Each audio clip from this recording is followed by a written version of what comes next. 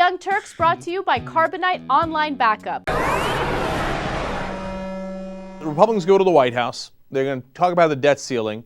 And during those discussions, the president brings up the fact that there is now a lower tax rate than there was under most of the Reagan administration. And Republicans snicker like little girls, okay? Like they're in third grade and Susie said something funny, right? And the Hill reports that they rolled their eyes and they laughed and Isla joked about it like, like the taxes would be lower than Reagan. What a ridiculous proposition. Except for the fact that, of course, they are. For most of Reagan's presidency, taxes were above 35% for the top marginal tax rate. They were at 50%, for example, in 1984 when President Reagan got reelected.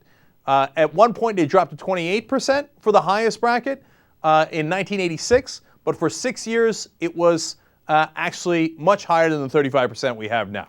So that's 6 out of the 8 Reagan years. But you think that's bad? Wait till you get the real taxes that people pay. The effective tax rate under Reagan was an annual average of 18.2% of GDP. You know what it is today? 14.8%. Much lower. Under the whole 8 years of Reagan, it was much higher. Okay? So President Obama is entirely right, and the Republicans, being the fools that they are like, oh, he's got facts, facts. No, of course not. Reagan is a god. He had the lowest taxes ever. We don't care about no stinking facts. Well, how do you argue with people who do not care about numbers or facts or math? These are the real numbers. By the way, where does the effective tax rate numbers come from? From Bruce Bartlett, one of the top economic advisors to former President Ronald Reagan. Okay? By the way, the 14.8% effective tax rate that we pay right now is the lowest it's been in 60 years in this country. So the taxes are historically low. Overall, since they've been keeping track, the rate is 18.5%. So one of the reasons the bond markets aren't flipping out about our deficit and they think we can pay back all of our debts is because they look at it, and Bloomberg had a great article about this, and they say, well, your taxes are so ridiculously low, all you have to do is raise them a little bit and then you'd be able to pay back all the debt. That's why we're not worried. But of course the Republicans say, under no circumstances will we ever raise taxes. But then why are we having the discussion? I don't know why the president humors them on this. He says we have to look at the revenue side, and they say that's off the table. All right, well, if that's off the table and that's my demands, and all you have on the table is your demands, well, then why don't you get the hell out? We're having a meeting at the White House, and you're telling me I'm not allowed to discuss our side of the equation. Well, then get out of the house. Get out. I don't want to have this discussion with you. Look, the president humors these guys so much. Why are we having the entire discussion on their end of the table? And what happens? First of all, one of them, Jeff Landry, didn't even show up. He said, I respectfully turned down this invitation because this is a failed presidency and I don't want to be lectured by this president who's with his failed policies. All right, first of all, Jeff Landry should be removed from any discussion or budget conversations. All right, if you want to be like that, okay, you don't want to come, but then we won't invite you. Very simple. Problem solved. Second of all, the Cantors and the Paul Ryans and the John Boehners, they all came out afterwards and they talked about how they lectured the president. Ryan says, we had to explain to him our plan because apparently he doesn't understand it. He keeps mischaracterizing it. And Cantor talked about, he keeps demagoguing. And you know what the president says? He says, well, there's been demagoguing on both sides. No, don't say that. Your side is not demagoguing. Your side is correct. They would cut Medicare. They would end Medicare as we know it. They would turn it into a voucher program. Paul Ryan lectures him at the White House about how you're not allowed to call it a voucher anymore. But it is a voucher. These guys think that they're 100% in charge. Look, the president has to set them straight. You've got the facts. You're right.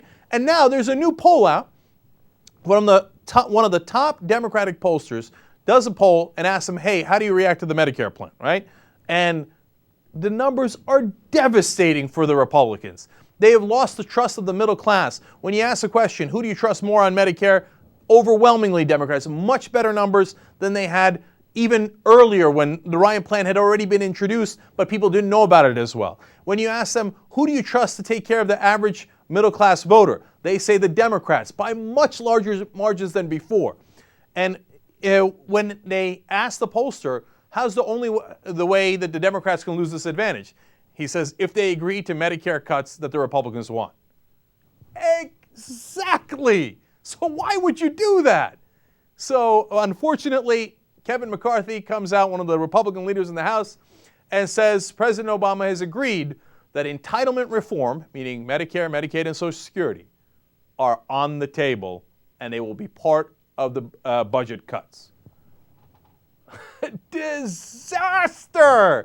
What are you doing? What are you doing? But it's nearly impossible to turn them around, man, because the Washington pundits come in and they say, "Oh, great job! You're such a genius for doing exactly what Clinton did. He compromised with the Republicans and he won re-election. That's what you have to do. Just give the Republicans what they want. Everything will be great." If he believes that, then, not only has he been bad in some policy, as I pointed out in this segment, but I'm going to say something that I know shocks Washington. I think he's a bad politician. I just do. Everybody says, "Oh, but he already won once." Yeah, so did Carter. How'd that work out? So did George H.W. Bush. How'd that work out? Just because you won once doesn't mean you're the world's greatest politician. If he gives away this enormous advantage, it is going to be one of the biggest political blunders I have seen in my lifetime. They have them exactly where they want them. All of the polls indicate it. The only way you let them off the hook is if you agree with the Republicans on Medicare cuts. And every indication is that is exactly where the Obama White House is headed. Eventually, you're going to have a computer disaster, your computer is going to crash, and you're going to lose all your files. But with Carbonite Online Backup, you don't have to worry about any of that because it automatically saves your files off-site. You can access all of your backed up files from any computer remotely, or if you want, you can also access your files through an iPhone or BlackBerry with Carbonite's awesome free app. Carbonite costs just $55 a year for unlimited backup for your PC or Mac. Think about it, that's less than $5 a month. Get a free trial at Carbonite.com by using the promo code TYT, and you also get 2 months free if you decide to buy.